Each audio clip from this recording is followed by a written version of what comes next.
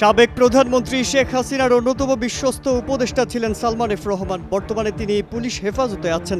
আর্থিক কেলেঙ্কারিতে জড়িত হলেও তাকে গ্রেফতার করা হয় হত্যা মামলায়।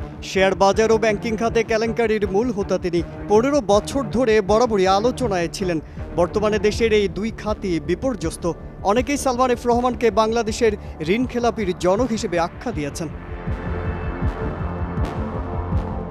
সালমানের বেক্সিমকো গ্রুপ জনতা ব্যাংক থেকে বিপুল পরিমাণ অর্থ ঋণ নেয়। সেই ঋণের পরিমাণ ছিল রাষ্ট্রায়ত্ত এই ব্যাংকটির পরিশোধিত মূলধনের চেয়ে 9 গুণ বেশি। বহু কাজের একটা উদাহরণ মাত্র। খেলাপি ঋণ পুনঃতফসিল করার জন্য নতুন নিয়ম তৈরি করতে নিয়ন্ত্রকদের বাধ্য করেছেন।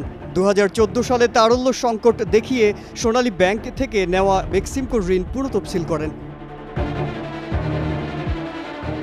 2001 থেকে 2008 সাল পর্যন্ত রাজনৈতিক উদ্দেশ্য প্রণোদিত ঋণ সংক্রান্ত বিভিন্ন বিধিনিষেধ, পূর্ববর্তী 3 বছরের 800 কোটি টাকা ব্যাংক ঋণ পরিশোধ, 2013-14 সালে দীর্ঘ অবরোধ ও শাটডাউনের কারণে ঘটা অর্থনৈতিক বিপর্যয়কে দায়ী করেন।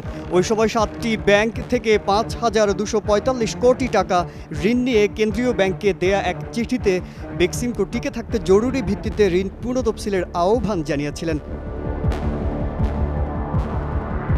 ঋণ পরিশোধে ব্যর্থ হলে ঋণদাতারা ঋণগ্রহীতাদের বিরুদ্ধে মামলা করতে পারে বলেও জানিয়েছে বাংলাদেশ ব্যাংক। বেক্সিমকো বিচলিত হয়নি, সেটাও তাদের পরবর্তী কর্মকাণ্ড থেকে বোঝা যায়। সোনালী ব্যাংক বেক্সিমকোর 1,070 কোটি টাকা ঋণ পুনঃতফসিল করেছে। 2017 সালে ঋণগ্রহীতার 6 কিস্তি পরিশোধের বাধ্যবাধকতা থাকলেও বেক্সিমকো দিয়েছে মাত্র 2টি কিস্তি।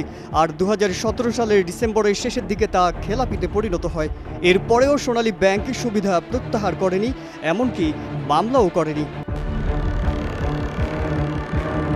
বিধ্বস্ত করেছে ডিভেঞ্চার মার্কেটটিও। বেক্সিমকো 1994 থেকে 95 সালে 10 বছর মেয়াদে 4টি ডিভেঞ্চার ইস্যু করে। 2004 ও 2005 সালে তাদের মেয়াদ শেষ হলেও 2021 সাল পর্যন্ত বিনিয়োগকারীদের অর্থ পরিশোধ করা হয়নি। ওই বছরই সুকুক বন্ড ইস্যু করার প্রস্তুতি নিচ্ছিল বেক্সিমকো। ঋণখেলাপি ইস্যুতে সমালোচনার মুখে পড়ে। নির্ধারিত সময়ের 15 বছর পর ওই টাকা পরিশোধ করেছে সংস্থাটি। সালমানের বেক্সিমকো 2021 সালে দেশের সবচেয়ে বড় সুকুক ইস্যু করে, যার মাধ্যমে 3,000 কোটি টাকা আয় করে।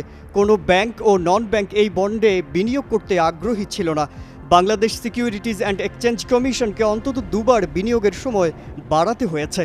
ব্যাংকগুলোকে সুকুকে বিনিয়োগের অনুমতি দিয়ে সার্কুলার জারি করতে কেন্দ্রীয় ব্যাংককে বাধ্য করেন।